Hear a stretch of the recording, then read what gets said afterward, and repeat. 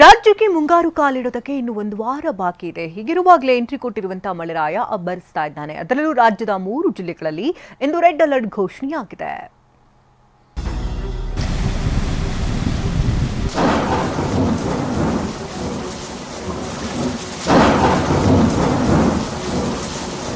ಮಳೆ, ಮಹಾಮಳೆ, ಊರೇ ಮುಳುಗುವಂತಹ ಮಳೆ, ಹಳ್ಳ ಕೊಳ್ಳಗಳು ಭೋರ್ಗರೆಯುವಂತಹ ಮಳೆ. ಇವತ್ತು ರಾಜ್ಯದ 3 ಜಿಲ್ಲೆಗಳಲ್ಲಿ ಭಾರೀ ಮಳೆಯಾಗಲಿದೆ ಅಂತ ಹವಾಮಾನ ಇಲಾಖೆ ಮುನ್ಸೂಚನೆ ನೀಡಿದೆ. 3 ಜಿಲ್ಲೆಗಳಲ್ಲಿ ಇಂದು ನಾಳೆ ಭಾರೀ ಮಳೆ ಎಚ್ಚರಿಕೆ. ಕೊಡಗು, ಚಿಕ್ಕಮಗಳೂರು, ಉತ್ತರ ಕನ್ನಡಕ್ಕೆ ರೆಡ್ ಅಲರ್ಟ್.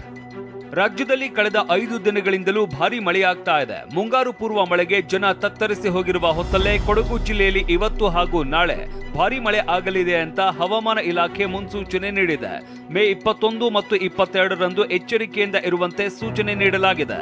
ಅಭಿ, ಸೈಡ್ ತಗೊಳ್ಳೋದು ಬೆಟರಾ ಅಥವಾ ಅಪಾರ್ಟ್ಮೆಂಟ್ ತಗೊಳ್ಳೋದು ಬೆಟರಾ? ಚಿಂತೆ ಯಾಕೆ? ಒಬ್ಬ ರಿಯಲ್ ಎಸ್ಟೇಟ್ ಎಕ್ಸ್ಪರ್ಟ್ ಜೊತೆ ಮಾತಾಡು. ಹೌದಾ? ಹೇಗೆ? Boss Vala B the boss. ಭಾರತೀಯ ಹವಾಮಾನ ಇಲಾಖೆಯಿಂದ ಮುನ್ಸೂಚನೆ ನೀಡಿದ್ದು ಜಿಲ್ಲೆಯಲ್ಲಿ ರೆಡ್ ಅಲರ್ಟ್ ಘೋಷಣೆಯಾಗಿದೆ. ಇನ್ನು 2018ರ ಪ್ರವಾಹಕ್ಕೆ ಕೊಡಗು ಜಿಲ್ಲೆ ತತ್ತರಿಸಿತ್ತು. ಕೊಡಗಿನಲ್ಲಿ 43 ಪ್ರದೇಶಗಳು ಅಪಾಯಕಾರಿ ಏರಿಯಾಗಳು ಅಂತ ಗುರುತಿಸಲಾಗಿದೆ. ಜೊತೆಗೆ ಹಟ್ಟಿಹೊಳೆ, ಕಾವೇರಿ ನದಿ ಹಾಗೂ ಲಕ್ಷ್ಮಣ ತೀರ್ಥ ನದಿಯ ತಟದಲ್ಲಿ ಇರೋರು ಎಚ್ಚರ ವಹಿಸಬೇಕು ಅಂತ ತಜ್ಞರು ಎಚ್ಚರಿಕೆ ನೀಡಿದ್ದಾರೆ. ವಿಶೇಷವಾಗಿ ಎಲ್ಲಿ ನಾವು ನಮ್ಮ ರೆಸ್ಕ್ಯೂ ಸೆಂಟರ್ಸ್ ಮಾಡಿಸ್ತೀವಿ, ವಿಶೇಷವಾಗಿ ಒಂದು ಶಾಲೆ ಅಥವಾ ಚೌಲ್ಟ್ರಿ ಅಥವಾ ಖಾಸಗಿ ಯಾವುದು ಕಟ್ಟಡವನ್ನು ಒಂದು ಸೇಫ್ಟಿ ಪ್ಲೇಸ್ಗೆ ಎಲ್ಲಿ ಇದು ನಾವು ಎಮರ್ಜೆನ್ಸಿಯಲ್ಲಿ ಜನರಿಗೆ ಸ್ಥಾನಾಂತರ ಮಾಡಬೇಕಂದ್ರೆ ಅದು ಗುರುತಿಸಿ ಅದರಲ್ಲಿ ಎಲ್ಲ ಫೆಸಿಲಿಟೀಸ್ ಸರಿ ಇರಬೇಕು. ಅದು ಕೂಡ ಎಲ್ಲ ನಿರ್ದೇಶನ ಆಗಿದೆ. No loss of human life ಮತ್ತು ಮಿನಿಮಮ್ ಲಾಸ್ ಟು ಪ್ರಾಪರ್ಟಿ ಅಂತ ಅದು ಗುರಿ ಇಟ್ಕೊಂಡಿದ್ದೀವಿ ನಾವು. ಸಂಭಾವ್ಯ ಪ್ರವಾಹ ಎದುರಾಗುವ ಏರಿಯಾದ ಸುತ್ತಮುತ್ತ 100ಕ್ಕೂ ಹೆಚ್ಚು ಆಶ್ರಯ ಕೇಂದ್ರಗಳನ್ನು ತೆರೆಯೋದಕ್ಕೆ ಚಿಂತಿಸಲಾಗಿದೆ.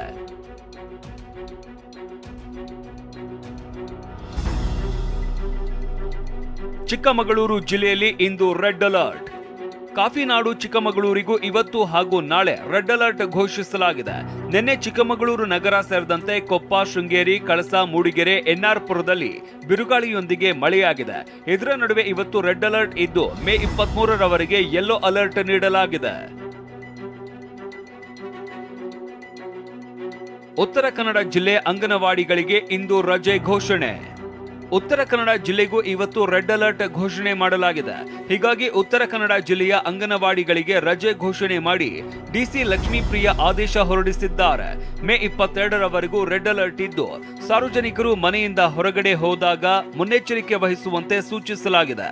ಇನ್ನು ಜಲಸಾಹಸ ಕ್ರೀಡೆಗಳನ್ನ ಮಾನ್ಸೂನ್ ಮುಗಿಯುವವರೆಗೂ ನಿರ್ಬಂಧಿಸಲಾಗಿದೆ. ಅಷ್ಟೇ ಅಲ್ಲ, ಫಾಲ್ಸ್ ಹಾಗೂ ಟ್ರೆಕ್ಕಿಂಗ್ ಸ್ಥಳಗಳಿಗೆ ನಿರ್ಬಂಧ ವಿಧಿಸಲಾಗುವುದು ಅಂತ ಡಿಸಿ ಹೇಳಿದ್ದಾರೆ. ವಾಟರ್ ಸ್ಪೋರ್ಟ್ಸನ್ನು ಸದ್ಯಕ್ಕೆ ಸ್ಟಾಪ್ ಮಾಡಬೇಕು ಅಂತ. ನಮಗೆ ಪ್ರತಿ ವರ್ಷ ಕೂಡ ಮಾನ್ಸೂನಲ್ಲಿ ಯಾವುದು ವಾಟರ್ ಸ್ಪೋರ್ಟ್ಸ್ ನಾವು ಮಾಡೋದಿಲ್ಲ, ಸೊ ಅದು ಕೂಡ ಬಂದಾಗುತ್ತೆ. ಎರಡನೇದು, ನಮ್ಮಲ್ಲಿ ವಾಟರ್ ಫಾಲ್ಸ್ ಇದೆ ಮತ್ತು ಕೆಲವೊಂದು ಟ್ರೆಕ್ಕಿಂಗ್ ರೂಟ್ಸ್ ಕೂಡ ಇದೆ. ಸೊ ಅದು ಕೂಡ ಫಾರೆಸ್ಟ್ ಇಲಾಖೆಯವರಿಗೆ ಬರೆದಿದ್ದೀವಿ, ನೀವು ಸಿಚುವೇಶನ್ ನೋಡಿಕೊಂಡು ಅದು ಕೂಡ ನೀವು ಸ್ಟಾಪ್ ಮಾಡಬೇಕಾಗುತ್ತೆ. ಕೇರಳಕ್ಕೆ ಮೇ 27ರಂದೇ ಮಾನ್ಸೂನ್ ಆಗಮಿಸಲಿದ್ದು ಬಳಿಕ ರಾಜ್ಯಕ್ಕೂ ಕಾಲಿಡಲಿದೆ. ಆದರೆ ಅದಕ್ಕೂ ಮುನ್ನವೇ ರಾಜ್ಯದ ಮಲೆನಾಡು, ಕರಾವಳಿ ಭಾಗಕ್ಕೆ ರೆಡ್ ಅಲರ್ಟ್ ಘೋಷಣೆಯಾಗಿದೆ.